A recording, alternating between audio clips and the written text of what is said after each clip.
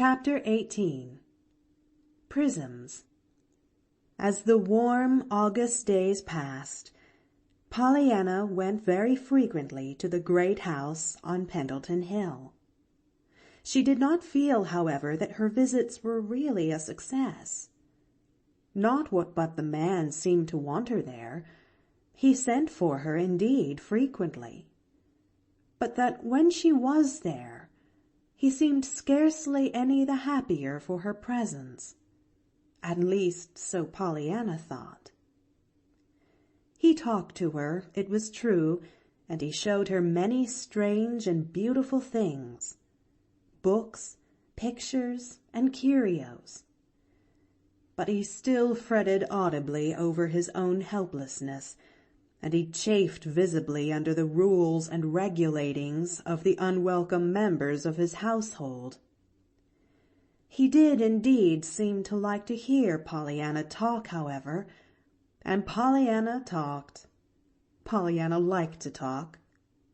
But she was never sure that she would not look up and find him lying back on his pillow with that white, hurt look that always pained her. And she was never sure which, if any, of her words had brought it there.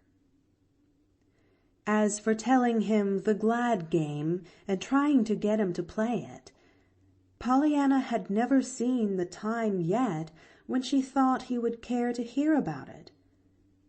She had twice tried to tell him, but neither time had she got beyond the beginning of what her father had said. John Pendleton had on each occasion turned the conversation abruptly to another subject. Pollyanna never doubted now that John Pendleton was her Aunt Polly's one-time lover, and with all the strength of her loving, loyal heart, she wished she could in some way bring happiness into their, to her mind, miserably lonely lives. Just how she was to do this, however, she could not see. She talked to Mr. Pendleton about her aunt, and he listened, sometimes politely, sometimes irritably, frequently with a quizzical smile on his usually stern lips. She talked to her aunt about Mr. Pendleton. Or rather, she tried to talk to her about him. As a general thing, however, Miss Polly would not listen long. She always found something else to talk about. She frequently did that, however, when Pollyanna was talking of others. Dr. Chilton, for instance. Pollyanna laid this, though, to the fact that it had been Dr. Chilton who had seen her in the sun parlor with the rose in her hair and the lace shawl draped about her shoulders. Aunt Polly indeed seemed particularly bitter against Dr. Chilton, as Pollyanna found out one day when a hard cold shut her up in the house. "If you are not better by night, I shall send for the doctor," Aunt Polly said. "Shall you? Then I'm going to get worse," gurgled Pollyanna. "I'd love to have Dr. Chilton come to see me." She wondered then at the look that came to her aunt's face. "It will not be Dr. Chilton, Pollyanna," Miss Polly said sternly. "Dr. Chilton is not our family physician. I shall send for Dr. Warren, if you are worse." Pollyanna did not grow worse, however, and Dr. Warren was not summoned. "And I'm so glad, too," Pollyanna said to her aunt that evening. "Of course, I like Dr. Warren and all that, but I like Dr. Chilton better, and I'm afraid he'd feel hurt if I didn't have him. You see, he wasn't really to blame after all that he happened to see you when I dressed you up so pretty that day, Aunt Polly," she finished wistfully. "That will do, Pollyanna. I really do not wish to discuss Dr. Chilton, or his feelings, reproved Miss Polly decisively. Pollyanna looked at her for a moment with mournfully interested eyes. Then she sighed. I just love to see you when your cheeks are pink like that, Aunt Polly. But I would so like to fix your hair. Why, Aunt Polly? But her aunt was already out of sight down the hall. It was toward the end of August that Pollyanna, making an early morning call on John Pendleton, found the flaming band of blue and gold and green edged with red and violet lying across his pillow. She stopped short in awed delight. Why, Mr. Pendleton, it's a baby rainbow.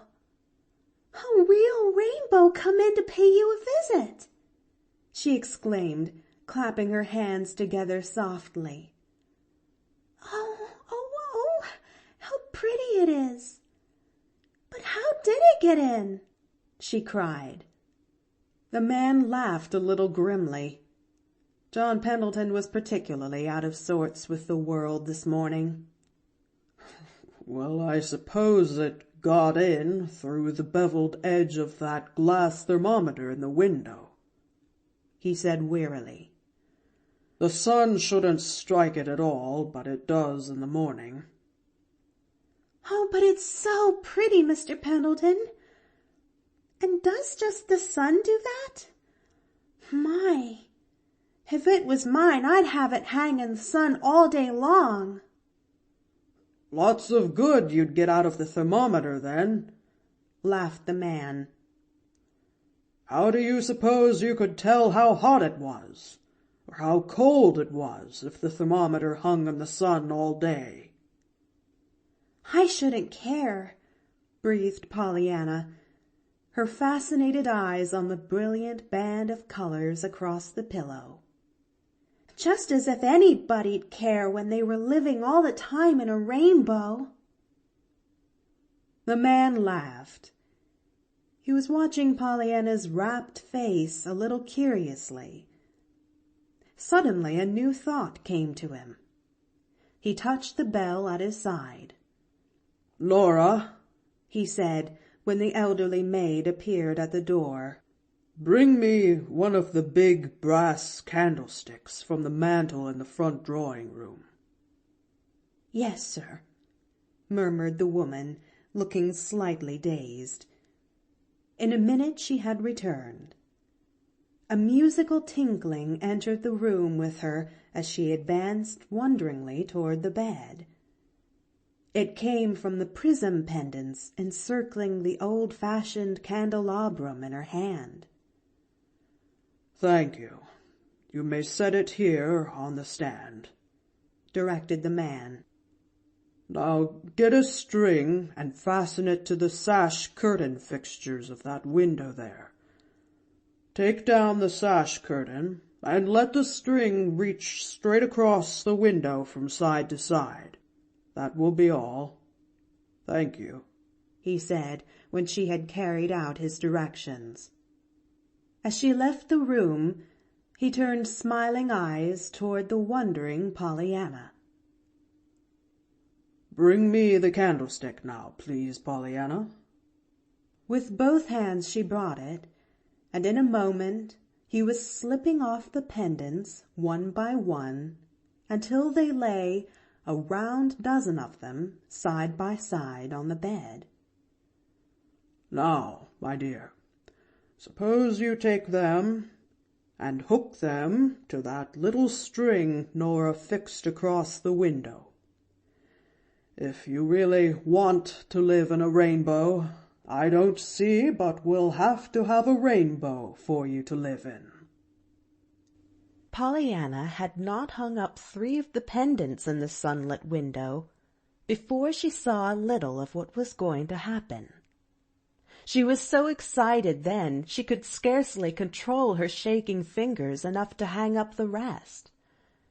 But at last her task was finished, and she stepped back with a low cry of delight. It had become a fairyland.